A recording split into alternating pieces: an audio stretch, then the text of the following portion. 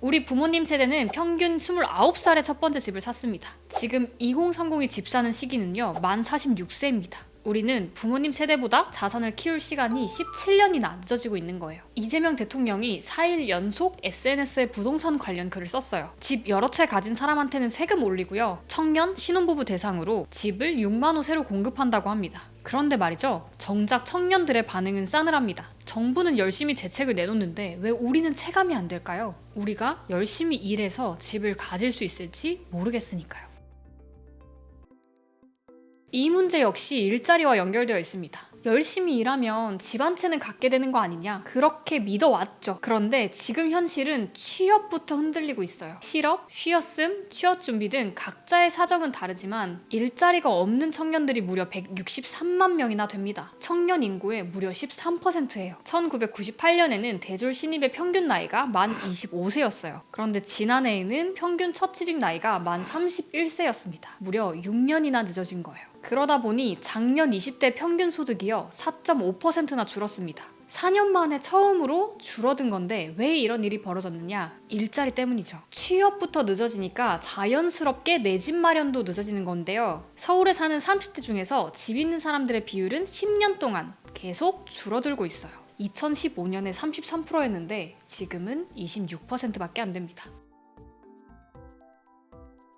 그 사이에 서울의 아파트 가격 어떻게 됐나요? 5억 5천에서 15억 2천으로 무려 3배가 뛰었습니다. 우리가 하는 노력이 쓸모없다거나 집을 산 부모님 세대가 나쁘다는 말이 아니에요. 자산을 쌓는다는 건 안정적인 취업에서부터 출발하는 건데 일자리가 무너지고 있잖아요. 취업이 늦으니 돈도 늦게 모으고 집 사는 것도 늦어요. 이 기초 체력도 없는 상황인데 이 부동산이라는 경기장의 입장료는 천정부지로 솟은 거죠. 전문가들은 출발선의 격차 때문에 이 부모님 세대와 청년 세대, 자녀 세대 간의 격차가 최대 수십억 원 넘게 벌어질 수 있다고 경고합니다. 실제로 현실이 되고 있는데요. 2030과 40대의 자산 격차 지금 2.2배예요. 10년 전에는 1.5배였거든요. 역대 최대 격차입니다. 청년 때 뭘 한 사람이 가장 부자가 됐을까요? 한국보건사회연구원에서 청년들이 자산을 쌓은 경우를 16년 동안 분석해봤대요. 누가 제일 부자가 됐을까요? 저축을 열심히 한 사람? 높은 연봉을 받은 사람? 둘 다 아닙니다. 연구 결과에 따르면 부자가 되는 가장 확실한 방법은 빚을 내서 집을 사는 거였어요. 그럼 지금 2030도 빚 내서 집 사면 되는 거 아니냐고요? 작년 6월 27일 정부가 대출 규제를 들고 나왔습니다. 수도권에 있는 집 살 때 대출금 줄였습니다.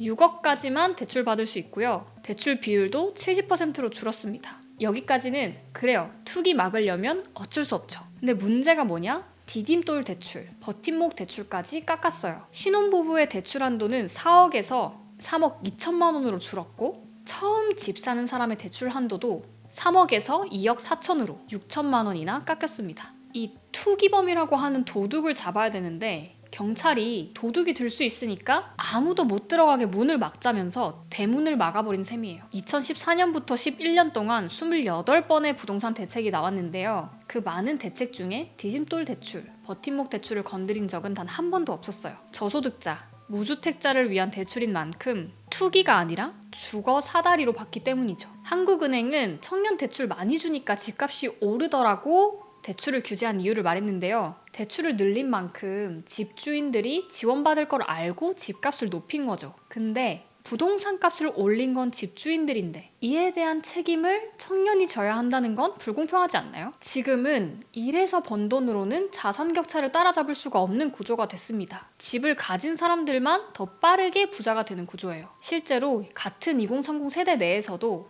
자산 상위 20%와 하위 20%의 격차는 이제 35배나 돼요. 평범한 청년들은 게임에도 끼기가 어렵습니다. 일자리도 없고 대출 규제로 사다리도 막혔거든요. 이래도 공평한 사회인가요?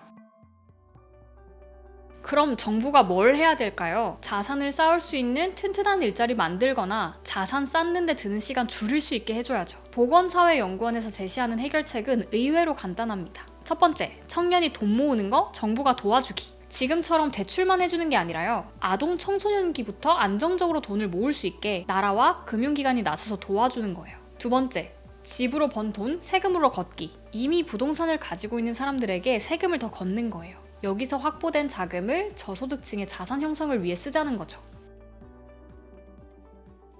지금 정부의 대책은 투기를 막겠다고 진짜 집이 필요한 청년들의 기회까지 다 막아버린 거예요. 게임에서 문제가 생기면 게임의 룰을 바꿔야지 청년들은 게임도 못하게 막는 게 말이 되나요? 일해서 번 돈으로 집을 살 수 있는 나라. 이게 그렇게 과한 요구일까요? 열심히 사는데 현실이 왜 바뀌지 않는지 궁금하다면 정치이건 아니지를 구독해보세요. 뭐가 잘못됐는지 지금 우리들의 입장에서 사회를 해설해드릴게요.